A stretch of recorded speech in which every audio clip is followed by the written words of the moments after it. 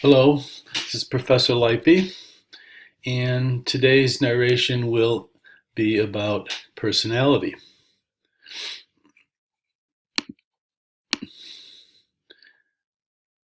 So, personality psychology is the subdiscipline of psychology that deals with and studies individual differences in behavior. The idea that different people respond differently to similar situations or events, and may display considerable similarity within themselves across time and across situations. So, personality psychology focuses on individual differences in contrast to social psychology and some of the other areas that have been discussed previously in the course that deal with basically commonalities among people, deal with the power of the situation to compel similar kinds of thinking and similar kinds of behavior uh, across people. Here we're going to look at differences across people. So what we mean by personality in social psychology, in psychology, is that personality really can be defined as those unique and relatively stable pattern of thoughts, feelings, and actions.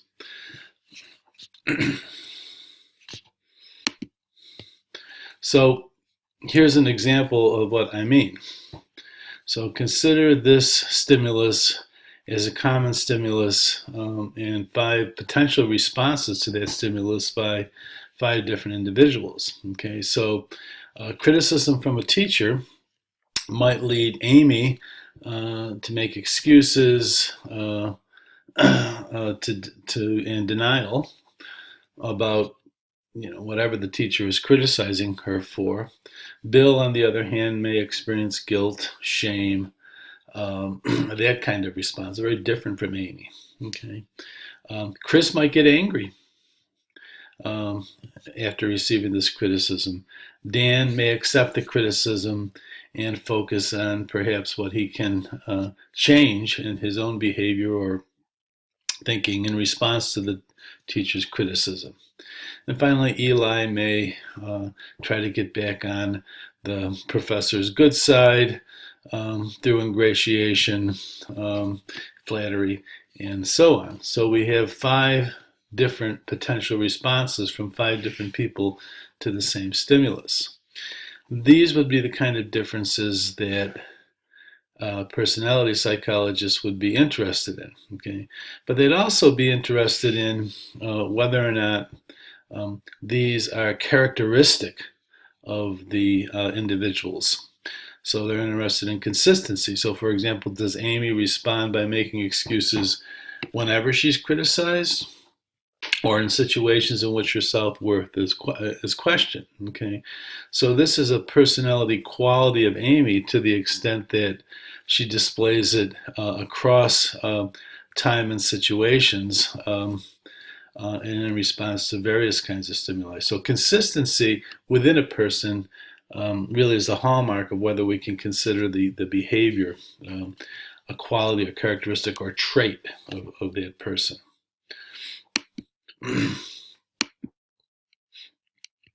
So, what is personality? Revisited, it's the consistency of behavior across situations. It's the distinctiveness of our responses to similar situations. Amy's response is distinct from Dan's, for example. Okay. And then we can talk about, I used the term just a moment ago, trait. Okay. What is a personality trait? So a personality trait, what we refer to when we talk about a trait, it's a durable tendency for an individual to behave in a particular way across situations. So, for example, an individual might have the personality trait of extroversion, behaving sort of in an outgoing, gregarious, very friendly way across. If we observe this in the person across different situations, okay, we would call the person extrovert to have that trait. A person might be consistently honest, okay, and you've often referred to perhaps a friend as a oh, he's a very honest guy, something to that extent. That's because you've observed the person behaving in an honest behavior, not just in a single isolated situation, but perhaps across time and across situations. Similarly, another trait could be optimism. Later, we'll talk about traits more specifically and dimensions in which various kinds of traits condense down into.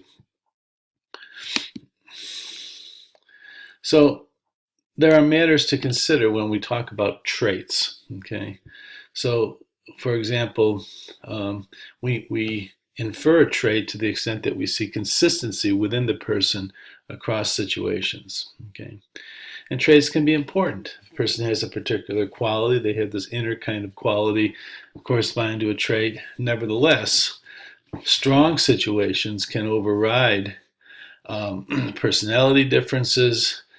They can create inconsistency about across situations and doubt about the role of traits. So one thing you will encounter as you read through the modules of your textbook, okay, there is a lot of situations in which traits are overridden by the situation and have caused some people to doubt how important traits are relative to situational influences of the sort that we talked about. We have talked about in social psychology. Importance matters. Okay, so one thing that's known, okay, is that there's more cross-situational consistency on qualities that the individual rates as important and self-defining. So a person who sort of defines herself as honest, okay, is going to, considers that one of her self-defining, very important traits, okay, relative to other potential traits, is likely to be more consistent as situations change and as time goes on that dimension than someone for whom honesty is not rated as a particularly important trait. So studies have shown that having people rate the importance of particular traits to them, that people and then measuring their behavior on those dimensions in different situations, you find a higher correlation, okay, between the behavior, how consistently, for example, the person behaves in an honest fashion, and more consistency over time, consistency among the behaviors, a higher correlation among those various kinds of behaviors for people who rate the trait as important than for people for whom it's less important.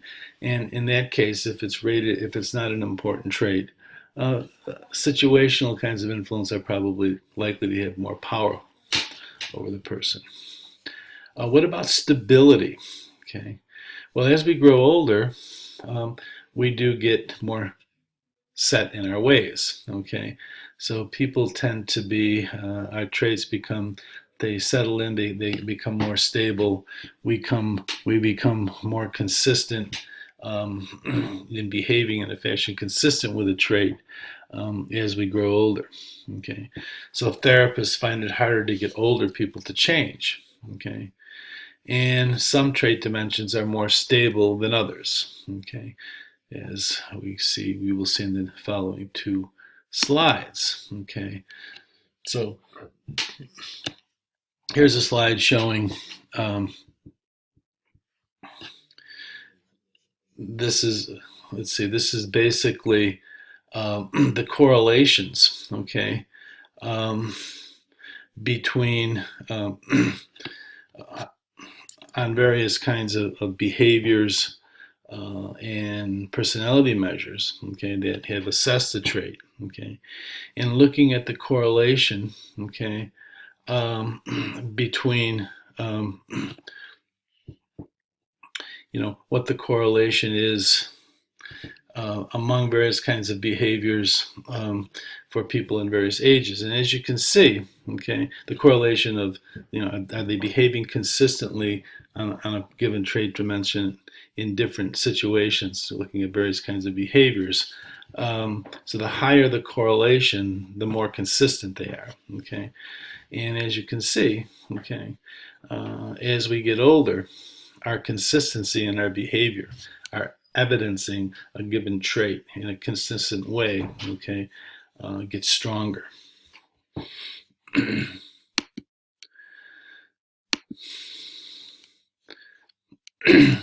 So these topics really are the subject of lots of research. Does one's profile of traits change over the lifespan? Okay. Well, the distinctive mix of traits doesn't change much across the lifespan. Okay. But as we saw, okay, so if we look at particular, so our traits, our consistency to the extent to which we become embedded with our traits, okay, tends to become stronger as we get older. But whatever our mix of traits is, okay, that tends to be our own distinctive kind of personality profile, if you will, tends to stay about the same, okay. Doesn't change much over the lifespan. It's the consistency with which we act in a manner consistent with the traits that we have. And everyone in adulthood tends to become more conscientious and agreeable, okay, and a little less extroverted and neurotic, okay, and less open. That's one of the reasons that we see the consistency, the resistance to change as we get older, okay. So the mix stays the same, but the relative amount of these kinds of traits tends to increase in the population as that population becomes adult. Okay. um, okay. So some of the questions are, can we use traits to predict behavior? Okay. For example, levels of success in work, relationship related to traits. Heritability, are traits learned or genetic? Okay. As we the research suggests, and I think I'm going to get back to this a little bit later, that genes account for about half of the variation for most traits. Okay, so there is a pretty strong genetic component. Okay, if your parents are extroverted and outgoing, the odds are greater that you're going to be extroverted and outgoing yourself than you're going to be introverted and shy. So these are some of the questions that are being asked about traits. Okay, are traits rooted in biology? Okay, well, extroverts, in recent years, there's been a lot of work comparing people who differ in various trait dimensions, and looking at their brain activity. Okay, and you see that extroverts. So one representative finding is that extroverts tend to have low levels of brain activity. Okay, and that might be related to why they're outgoing and extroverted and kind of gregarious and in social and public situations. Because if this is the case, it's harder to suppress impulses and may lead, maybe related to extroverts seeking more social stimulation. Okay, so there's perhaps a biological root in that particular trait. Uh, Shyness appears to be related to strong, remember the autonomic nervous system, okay? This kind of stress kind of response when we're aroused, okay? Well, people who are shy, okay, have a lot of reactivity, autonomic nervous system reactivity, according to the kind of biopsychology research. So, unsurprisingly, then they would, in social situations, okay, perhaps be more likely to have this kind of heightened autonomic system reactivity, this high amount of kind of like bodily and in turn psychological stress level. Okay, so they withdraw a little bit, they become behave a little bit more shyly. Okay. Um, Genes, well, we know about selective breeding. Um, we see them in animals. Okay, it isn't surprising given the heritability of traits that I just mentioned at about 50% that the genes can direct um, shape selective breeding, and if for example similar people attract, right? Okay, who have similar kind of personality qualities, if they procreate, they're become even more likely to pass that trait on to their children. Okay, so obviously the genes are involved um, um, in the manifestation and expression of traits. Traits may have genetic roots. All right, so let's begin talking about the various theoretical perspectives on this field of personality. Okay, this characteristic pattern of qualities and traits that is unique to any given individual. Okay, there are four perspectives. There's a psychodynamic, which is the Freudian approach. Uh, there's the social cognitive, the humanistic, and a traits, more specifically and explicitly, simply traits approach. Okay. Um, so I'm going to start with number 2, go to 3, go to 4, and then in a separate narration, we'll talk about the interesting a Freudian perspective on personality development. So we're going to start with 2 and proceed through that, and then we'll pause, and the next narration will deal with psychoanalytic or psychodynamic approaches. So let's start with the social cognitive perspective. Okay, so Albert Bandura, remember Albert Bandura from the Bobo studies of development and social learning and observational learning of aggression. Well, Bandura turns out to be, is in fact a prominent theorist in psychology. He champions the social cognitive perspective and has written much about it and done extensive research. So Bandura believes that what personality is, it's the result of an interaction that takes place between, the person and the context, the social context, okay, in which that person exists, and that changes over time, the various contexts in which the person lives and behaves. And that interaction also involves how we think about ourselves and our situation. It creates, okay, um, uh, both how we think about ourselves and our situation, and in turn, how we react in thought to ourselves and our situations. Okay, so for example, um, the perspective raises various kinds of questions. How do we interpret and respond to external events? And how do those responses shape us? How do our memories, expectations, schemas, which may be the result of this interaction, then influence our subsequent behavior patterns? Um, and how does our traits and the social environment mutually influence each other? Okay, what's the give and take and the product of that give and take? This is the phenomenon that we get to in just a moment, called reciprocity. Okay, so a little bit more background on the social cognitive learning approach before we get back to some of the Bandura's questions. Okay, so the social cognitive learning perspective, okay, is in many ways an extension of behaviorism to the topic of personality. Remember that? Remember behaviorism?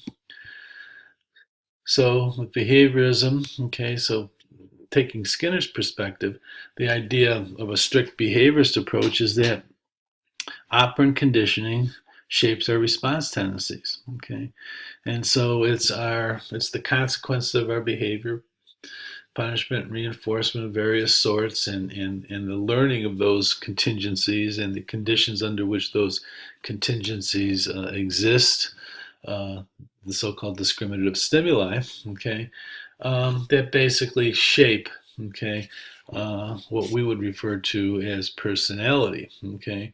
So Skinner would say, well, no, those are just a person's generalized response tendencies based on their history of conditioning, okay, and that personality develops over the lifespan of experiences. So it's not a fixed thing; it's really the product of ongoing learning, okay.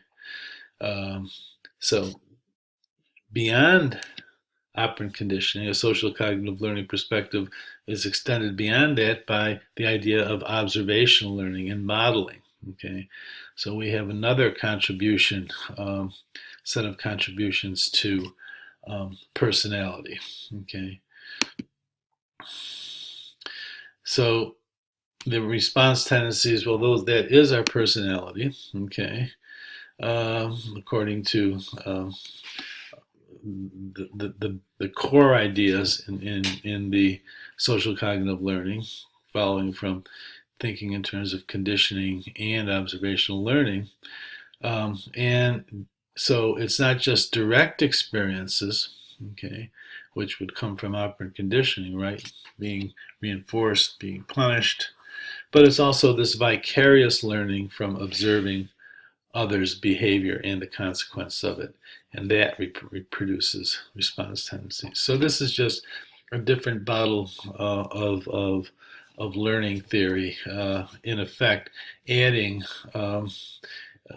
in terms of the core ideas. Okay, um, but then we get into some more cognitive stuff. So we get reciprocal determinism.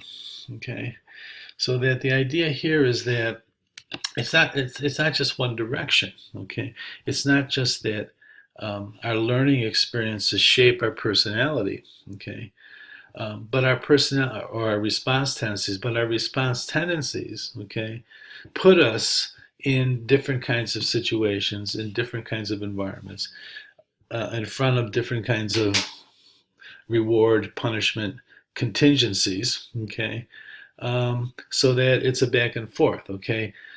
We get shaped, and then we find ourselves, and then as a product of our shaping, our response tendencies put us in situations which will reinforce that even further, okay?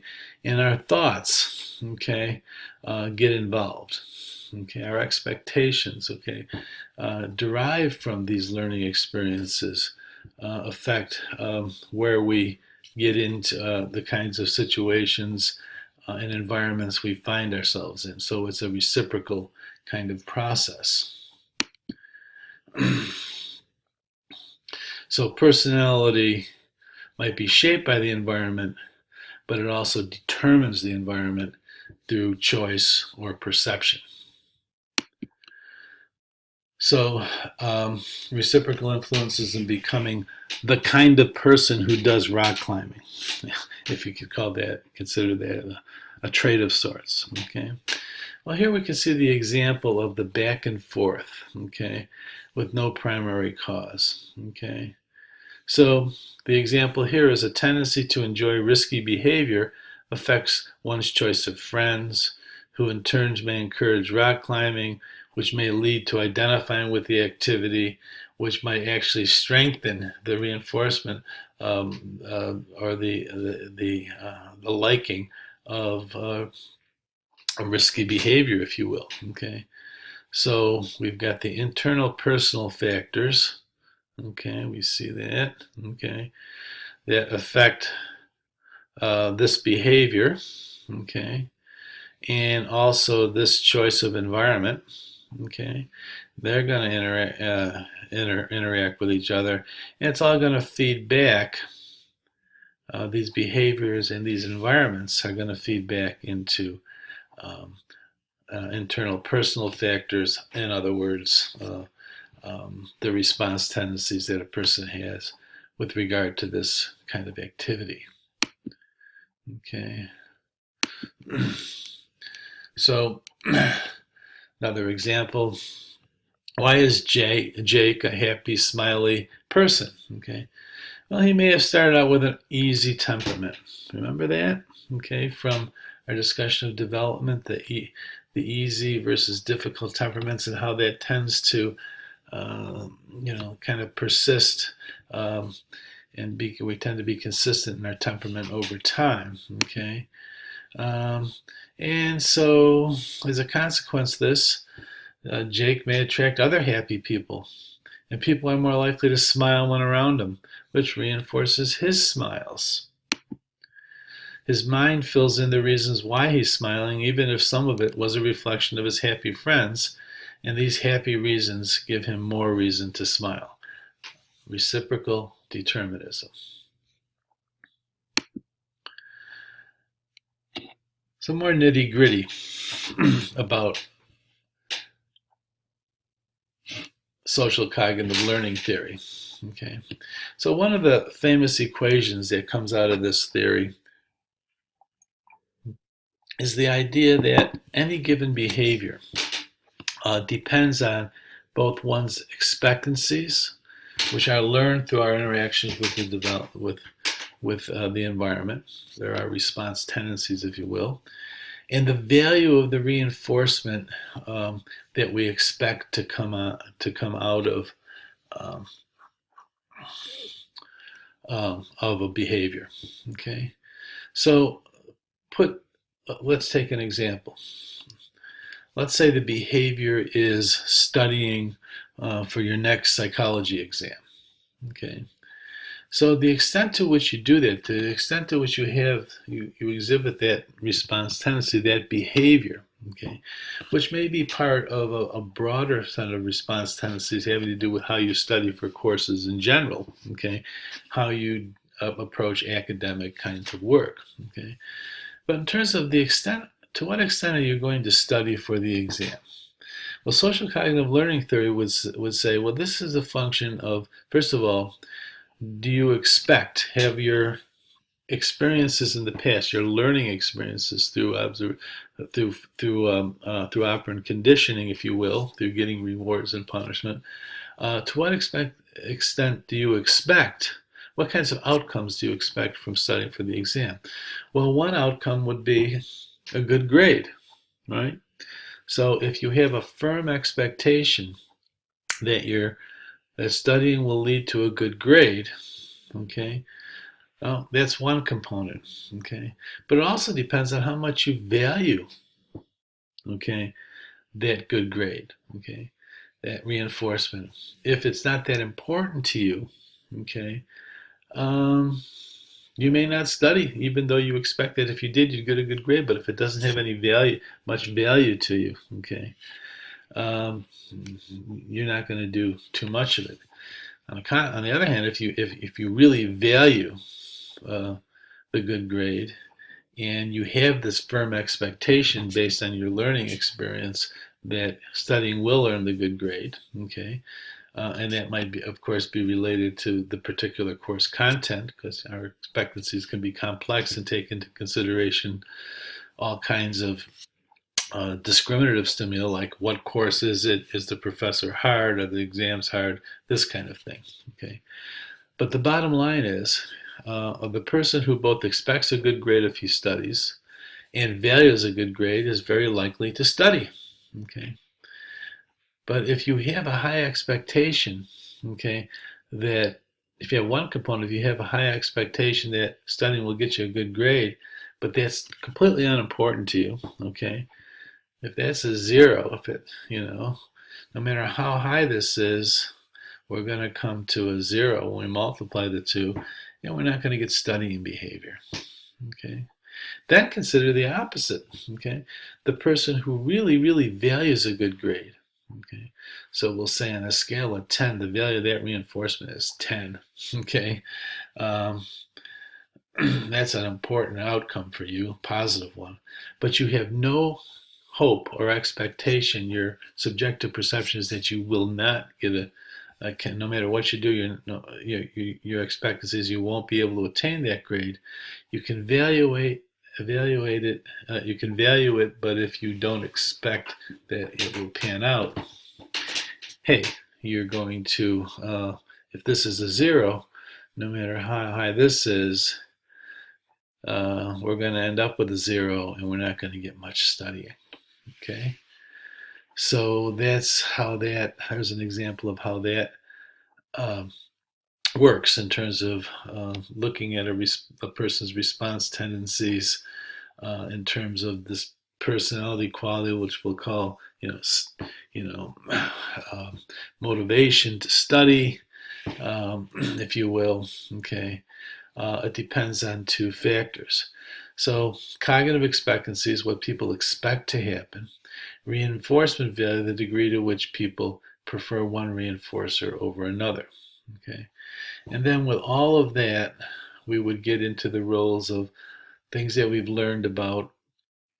We talked about instrumental learning, operant conditioning, okay, about whether or not that response tendency has generalizes across courses and across various kinds of work environments.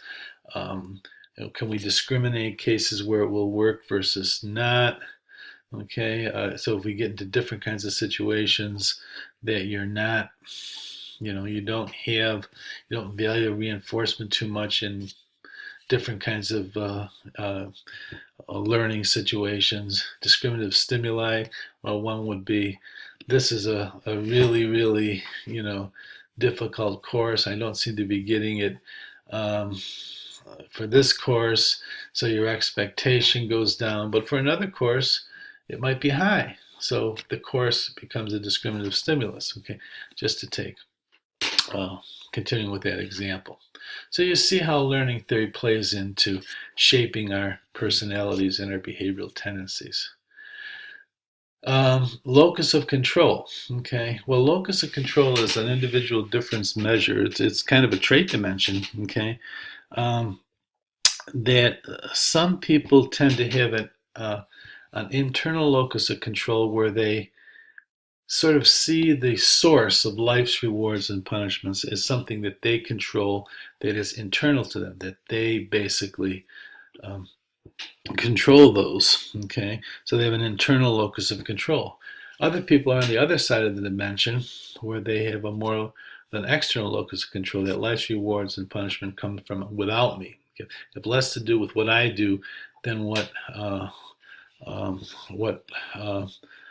society, the environment, and so on produce for me.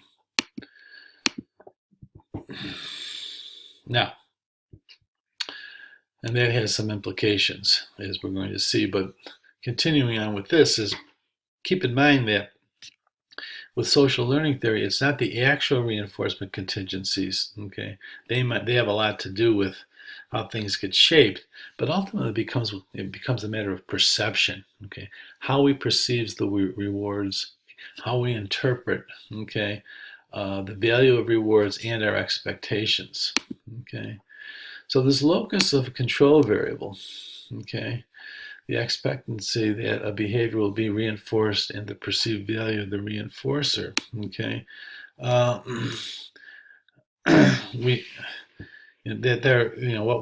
what I mentioned briefly in the previous slides, that are individual differences in locus of control. So whether or not we can control our rewards, okay, whether they come from within us or without us, whether in terms of controlling those rewards, okay. And so people differ quite reliably on this dimension, okay. People who we call internals, okay, who see rewards as controllable from the inside, from themselves, that they have control of their rewards. They tend to work harder, they tend to be more successful, take health precautions more readily, and tend to do better in terms of coping with stress, okay?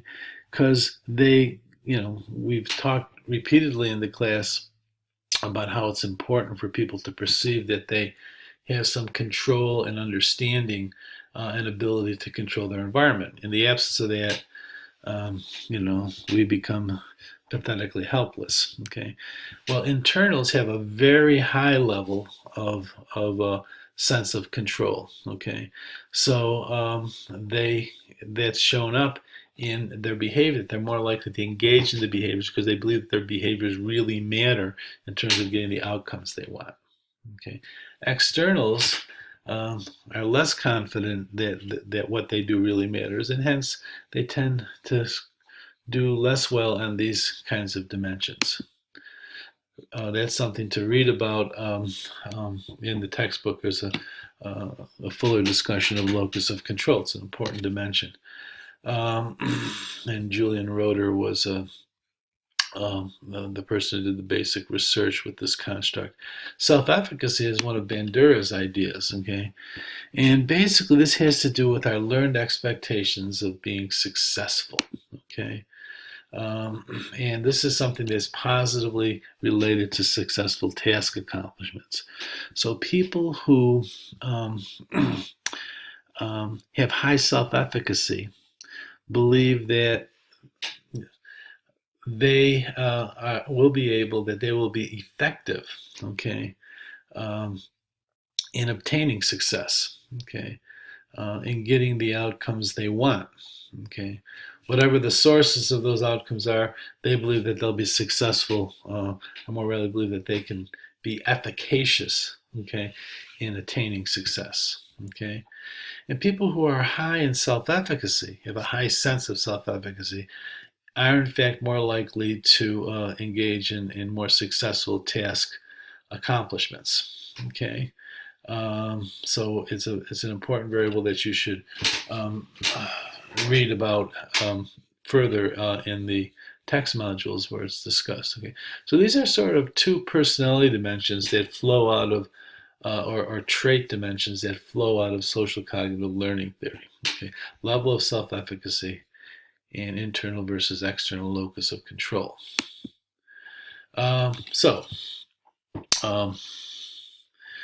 If we evaluate social cognitive theories, they tend to emphasize how the environment affects and is affected by individuals, as we've seen repeatedly. A lot of good science has gone into this research. Okay, some of the cons are it's got a relatively narrow focus. Okay, it doesn't deal too well with any kind of unconscious or emotional aspects of personality in the way that we will see some other dimensions do that. Okay, so there's pros and cons, but social cognitive learning theory is probably sort of a more or less dominant way of thinking. Okay, among people who, including therapists, who orient toward more of a cognitive or learning kind of approach to understanding why people do what they do and how these become habits and so on and so forth. So a lot of psychotherapeutic approaches rely on the social cognitive approach, and so it's in balance. It's a good and widely applied in psychology approach. Okay, the second set of perspectives to look at is humanistic theory. Okay, so here the emphasis is on the unique qualities of humans, about individual freedom. It's less deterministic than learning theories are. People's freedoms of choice and so on, and the potential people may have for growth. Okay, personality develops from internal experiences and individuals' feelings of worth. Okay, basic worth. Okay, so you can start seeing where the term humanistic comes from. Okay, and we can see it even more here. People are innately good. At worst, we'll come in neutral, but that we have a positive drive universally toward goal fulfillment, towards self-fulfillment. Okay, and most of the self of that are usually good things. Okay. So humanistic theory, okay, in part is a reaction to behaviorism and the social learning perspective. Okay, It views learning approaches as mechanistic, dehumanizing, um, and it considers the psychoanalytic or dynamic theories seen as viewing human behavior as kind of dysfunctional or kind of, it really focuses on the negative and the problems that human nature need to be overcome. So as we'll see. And so humanistic theory arose in the 1950s as a reaction to these approaches. And both of these are very deterministic, the learning and the psychoanalytic. Okay, so that is learning approaches. Okay, basically they're deterministic. They were really the product of of of conditioning and learning. Were the kind of the product of the contingencies that we exist in our learning history. Whereas in psychoanalytic approach, we're driven by unconscious kinds of forces that are built into us and that we can't really control too well. Okay, so they're deterministic theories, but humanistic theory is much more optimistic. Okay, emphasize the basic goodness. People can rise above the urges, for example, that Freud talked about. People are conscious and rational. Okay, the unconscious isn't too big a player. Okay, so we start with Carl Rogers. Okay, and Rogers argued that people have natural tendencies to grow, to become healthy, to move towards self-actualization.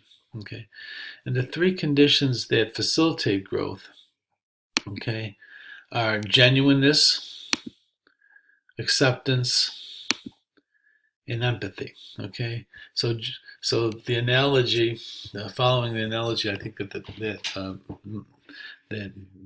Myers and DeWall want to use in the text, just as water, nutrients, and light facilitate the growth of a tree, the things that can facilitate human growth are being honest and direct, not using a facade, being accepted.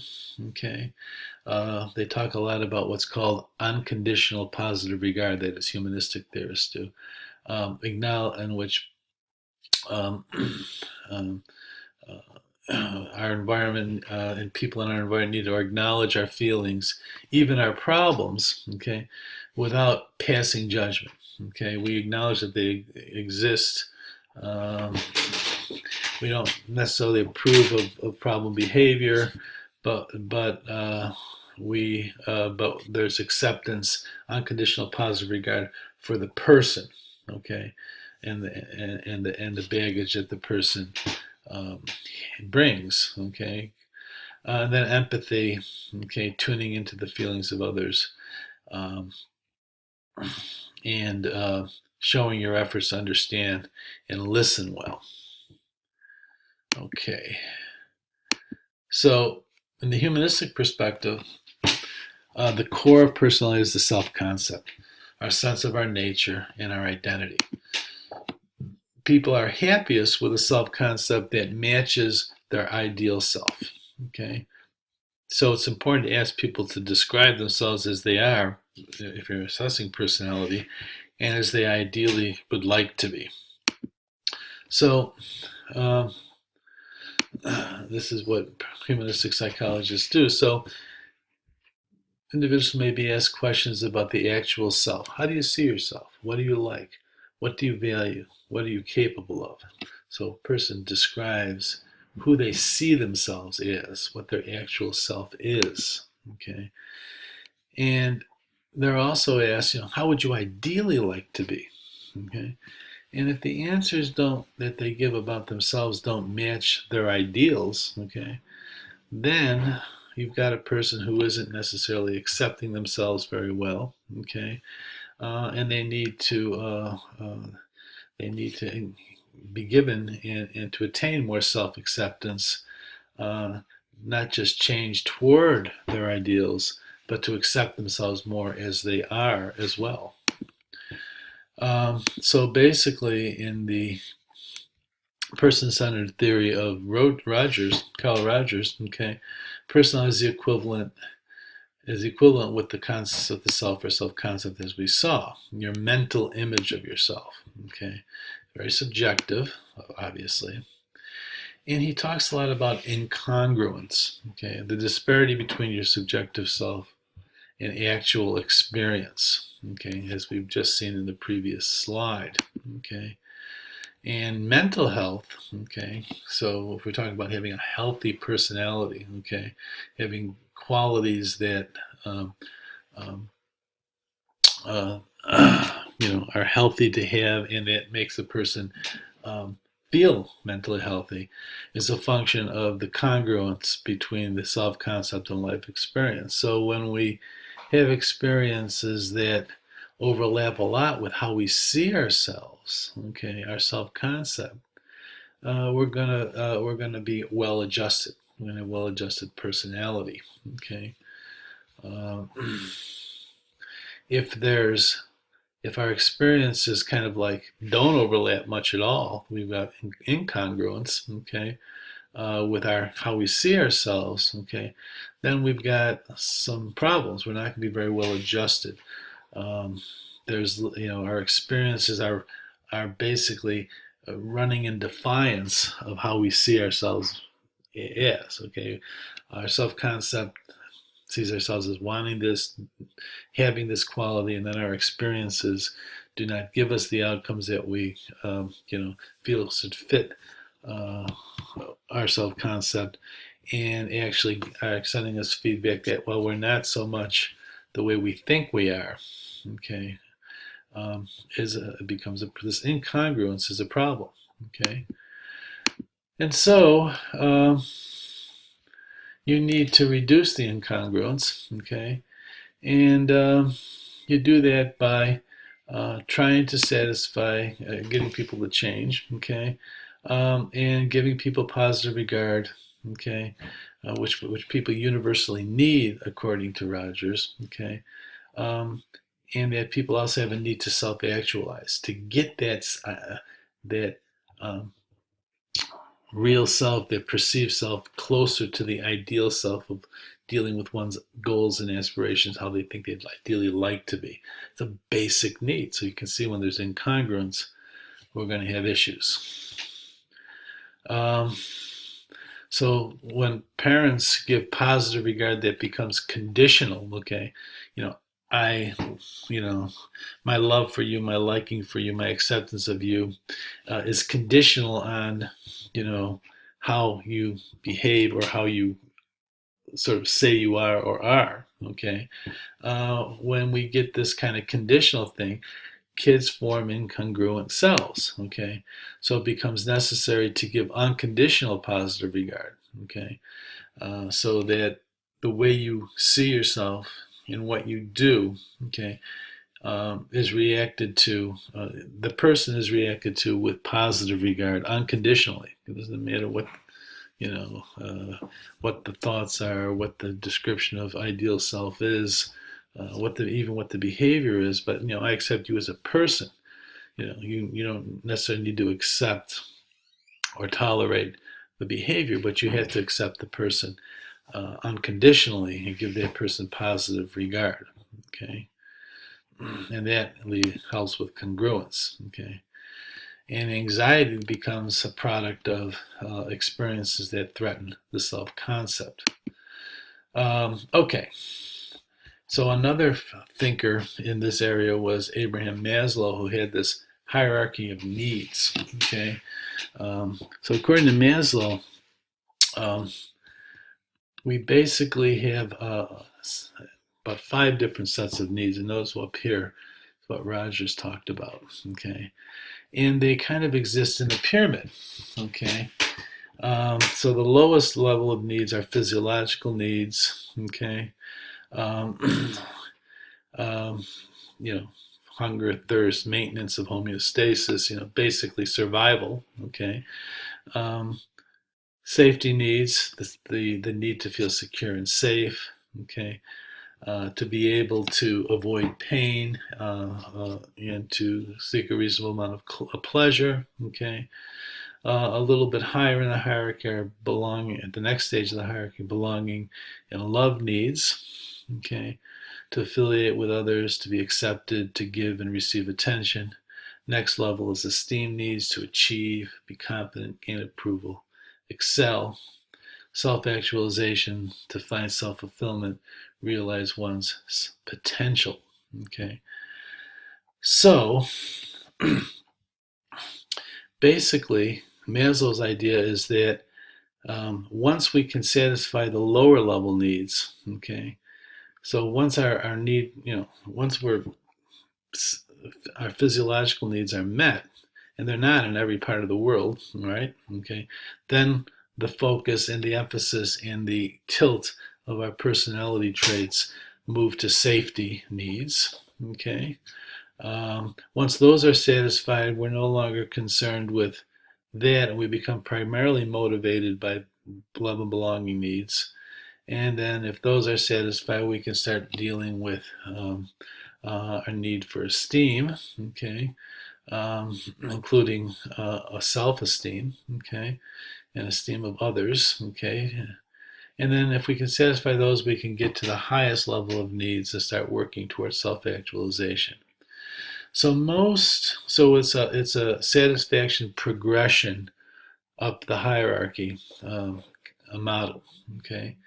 Now, most people in our culture, okay, in our society, are basically have these met, although not everyone, okay. And we tend to be focusing on these higher order needs, okay. But in certain parts of the world, hunger, thirst, veritable survival, okay, um, are not met, and so people's behavior and their thoughts and their personality is geared toward satisfying these needs. Okay, even in our society, okay, we have we have homeless people, we have very poor people who are really pretty much focused and dominated by the needs to achieve safety. Okay, so depending on where you are, okay, that's going to be a dominant feature of what your goals, aspirations, personality is. Um, so the idea with Maslow's theory is that basic needs must be met before people become concerned with meeting higher order needs, as we've been talking about. It's the satisfaction progression. Okay, and so basically, so we talk about progression once lower needs are satisfied, but there's also this idea of regression. Okay, so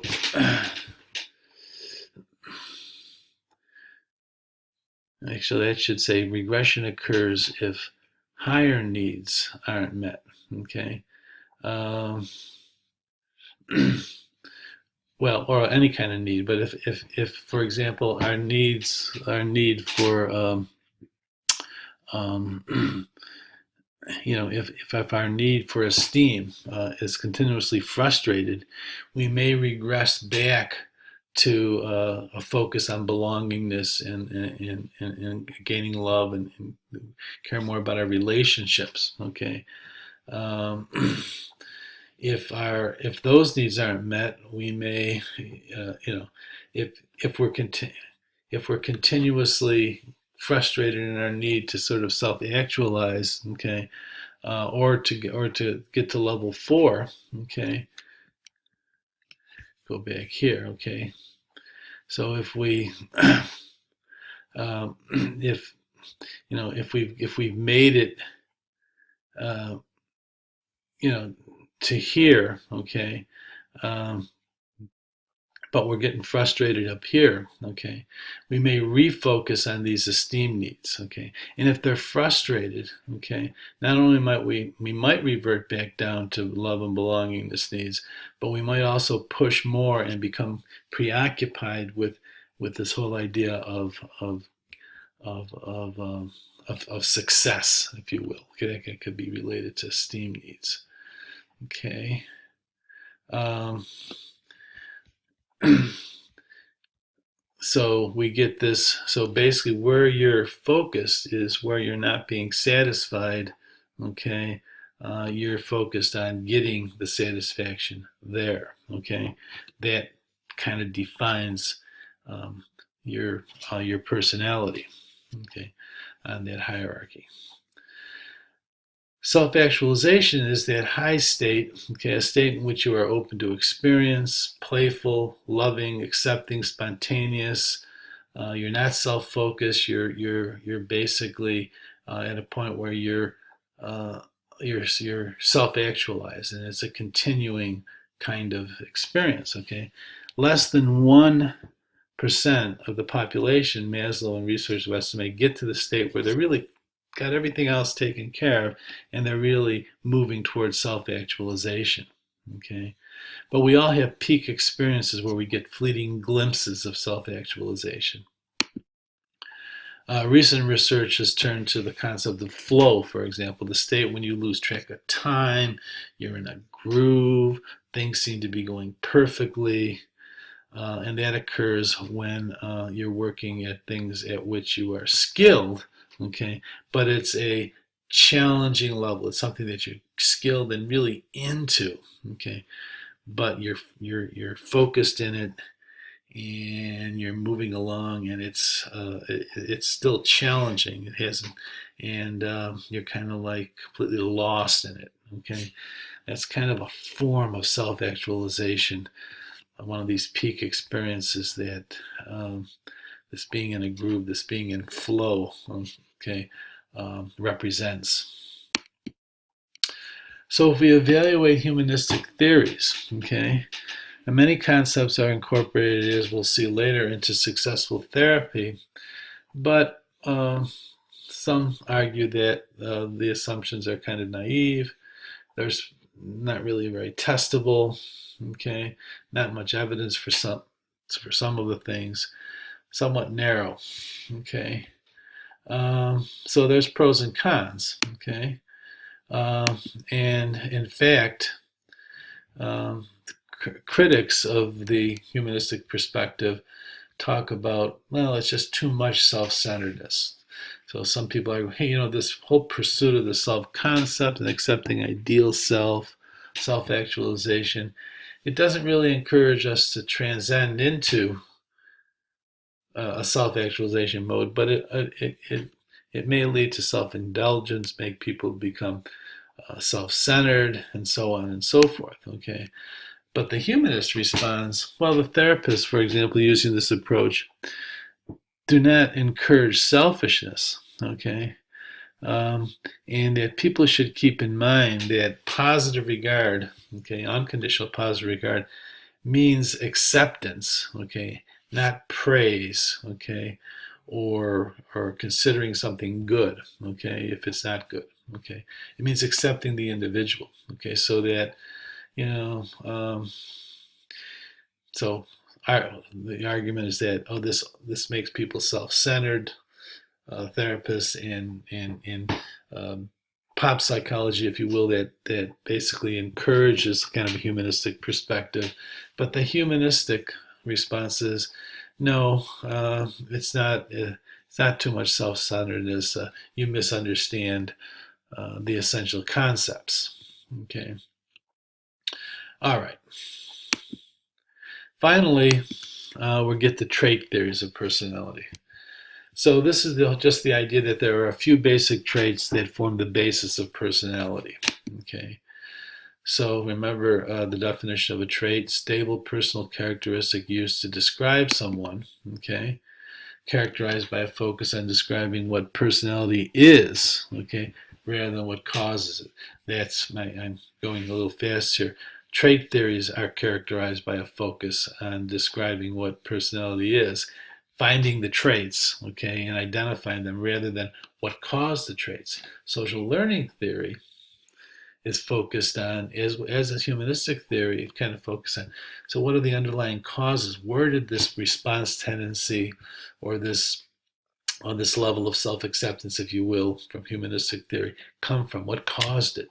Okay, trait theories are much more descriptive. Okay, what are the traits? Okay, They use factor analysis in order to, we don't need to get into that now, but this is just a statistical technique used to where you number crunch a lot of scores on personality dimensions and behaviors and so on, finding out which mini traits tend to be highly related, and then trying to organize them into a system. Okay, traits that are highly correlated are said to be caused by the same underlying personality dimension. Okay, again, it's so we want to describe those dimensions. Okay, and so nowadays the big thing is the 5-factor model. Okay, where there are really 5 critical dimensions: openness, conscientiousness, extroversion, agreeableness, and neuroticism. And the bottom line definitions of these dimensions: open to new ideas and conventional versus conventional and narrow in interest. Okay, that's the dimension. Conscientiousness, a person is responsible and organized versus being irresponsible and kind of careless. Think of a continuum.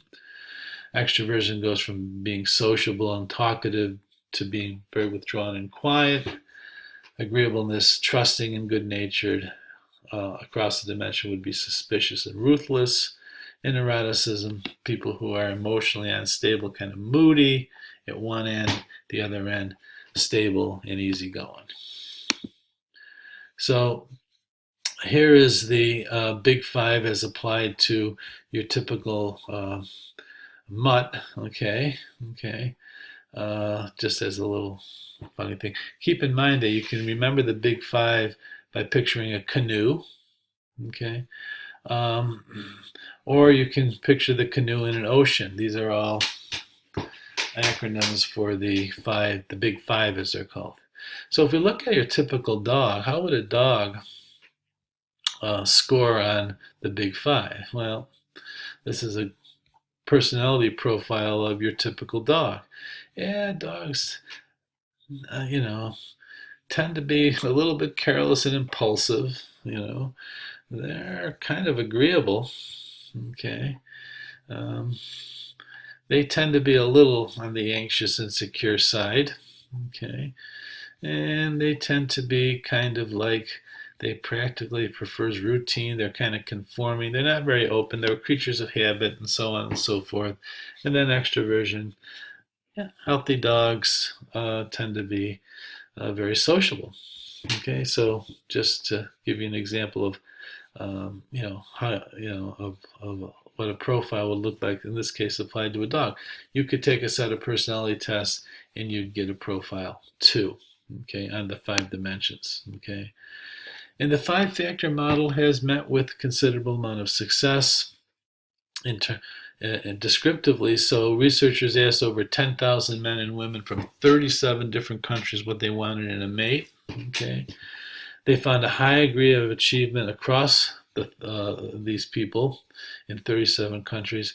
And you look at the big 5, they're kind of at the top of both lists. So people see these dimensions. Okay. And so you can see, conscience, dependable. Okay. Stability. Okay. Agreeableness we see here, pleasing disposition. Okay. Social abilities in the list. Okay. Similar kinds of things, what women want in a mate, what men want in a mate. You see the big 5 in big evidence, okay, in the things that are listed, okay, is what they want in a mate. So the big 5, there's a nice discussion of the big 5 in your textbook, okay. It helps describe and organize personality traits using the fewest numbers of traits, okay. 5 dimensions kind of describes it all, okay. Our differences there. It's very consistent with that description of personality along these dimensions finds evidence in a whole host of different kinds of studies. The con, purely descriptive, does not explain the cause of personality. It tends to ignore situational effects. So we get a nice description. We can order people and describe their personalities along these dimensions pretty accurately, but we don't get much in terms of a theoretical understanding of, you know, where did these traits come from in people? What causes people to develop them the way they do? Okay, and also, are the different dimensions differentially susceptible to the power of the situation in different contexts and things like that? Okay, so that's the big five. The five factor model is the dominant model with trait theories, and here's a little discussion of it. Uh, So we can see psychosocial approach to personality, kind of putting some things together. So we saw the three different approaches. Keep in mind, though, that all of them, okay, are going to involve, okay, to a greater or lesser extent, depending on the theory, as we've seen with so many other things, biological influences, psychological influences, and social cultural influences. Okay, and you can see what those are now on this slide. Briefly, with biological perspectives, since this is going to be a lecture almost as long as an hour and 15-minute classroom lecture might be. So identical twins do show more similarity in personality than do fraternal twins, even when reared apart. So there's a biology there, right? And we talked about inheritance. We saw that earlier, that statistic. Most of the rest is due to the non-shared environment. Very little similarity is due to the shared environment. So this whole thing, in terms of the heritability, it really does seem to be due to at least half of the individual differences that people show, okay, are due to inheritance, because identical twins, okay, have this high level of similarity in personality relative to regular siblings or fraternal twins, even when they're reared apart. Okay, and that's the end of that show. Okay, so that was you could go back to earlier part of this lecture. Okay, and there's more on this, of course, we saw at the beginning. Just wanted to finish that. Okay, so much for that. The next narration, which will be on Freud and personality.